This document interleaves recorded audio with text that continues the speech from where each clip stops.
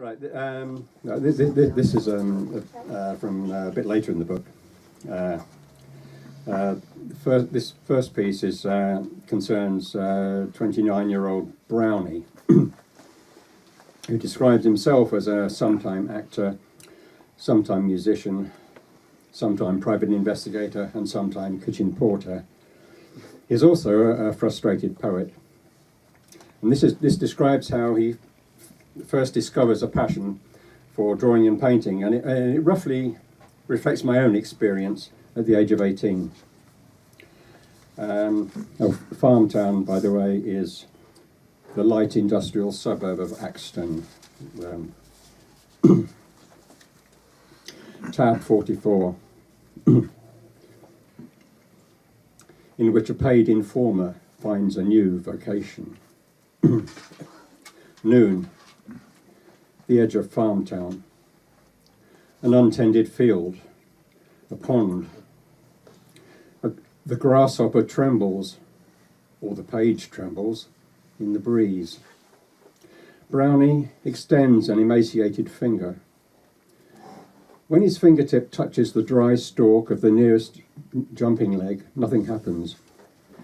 He tries again, this time pushing the leg sideways a little. As the insect takes off, he feels the recoil through the thickness of his notebook and imagines it springing from the palm of his hand. Opening stanza, 5th draft. May never leaves you, Abba, etc., etc. Scratches out everything apart from the first line, first word, then that. Then why, oh why, this same old blundering bloody split skid down the same old airless helix vortex, till here he is again, peeper deep up his own winker stinker, and none the same old fucking wiser.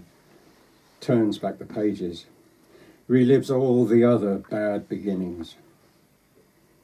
And yet, the breeze fans his cheek, rustles reeds in the muddy pond.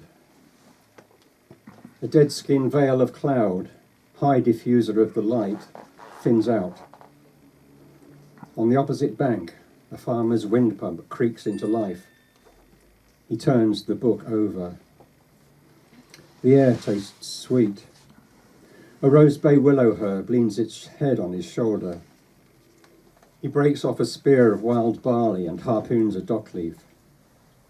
His boulder seat grows uncomfortable. He shifts a little, disturbs a moth. Another movement, small, clockwork, on the ground near his right shoe. Pulse of a toad's throat. He looks. Tracks with the light in the light's elucidation of the dampened olive, bump and hollow flesh. Reopens the notebook and starts to copy with his micro-rollerball pen the shape and shading of the toad's head. And as he copies, he starts to feel in his own reptile bones the weight of each dark form. Pen to scriber, to scalpel, to spatula, spike, tentacle antenna, dissecting, reconstructing. Before the drawing is finished, the toad staggers off into the undergrowth. He shuts the book, walks back to Axton in a spun hub of love.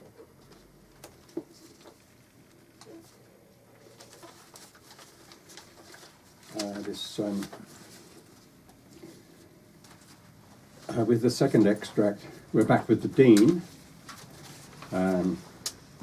who has spent the night in his rooms at the Bishop's Palace. The Bishop's Palace is the headquarters of the Stigmata Society, an exclusive and influential club with strong connections to Axton Cathedral. For fans of my singing voice, you've a treat in store. Yeah, don't get your hopes up. Right, tab 16, in which the Dean prepares for a busy day. 7:30 a.m. The Bishop's Palace. Pangeli Ecclesi corporis mysterium sanguinisque pretiosi quem in mundi pretium fructis ventris generosi rex effudit gentium. Through halls of olive-washed terracotta it comes, past wall-wide painted bas-reliefs of medieval stag hunts, of bird hunts, man hunts, idyls of blood. Nobis datus, nobis natus ex inacta virgine, sui moras inculatus mira clausit ordine. Past gleaming busts of chubby-cheeked generals and hard-to-please archbishops. Verbum caro, panum verum, verbo canem efficit. Over steel-cold chessboard floors it comes. Ad firmandum ca sincerum sola fides sufficit. Past steel-cold negrescent fireplaces lowering over their preserved like mobilized warlords. Tantum ergo sacramentum veneremo cernui. Under hieroglyphed Egyptian lintels, over Azerbaijani rugs and Persian carpets, proistet fides supplementum sensuum defectui. Through the Greek and the Latin libraries, through the lamplit studies, hued by Moorish lunettes of amber and almandine, and past the doors, past the closed doors, past the sighing, the moaning, the heavy-breathing doors of the members' apartments, comes the sound of singing tra-la, singing tra-la. A sweet baritone, marred only by the merest modicum of vanity, leavens the morning air. Genitore genitoque lauset jubilatio. The dean stands at his window, transmuted by light. Sound streams from the open mouth. God is in his heaven on this glorious day. Procendeti abutroque comparsit laudatio. Behind him, a door opens. A liveried butler slips into the room and waits, hands clasped, head bowed sideways, little bird eyes locked on the singer's back. Another bird-like face peeps round the door, thinks better of it, and removes elsewhere. Amen.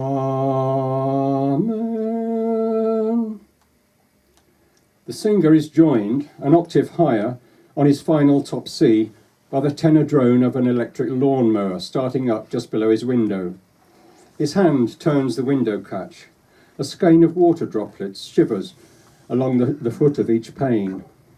Opening the casement, he leans out to see the offending gardener disappear with his offending machine around the buttressed corner of the building.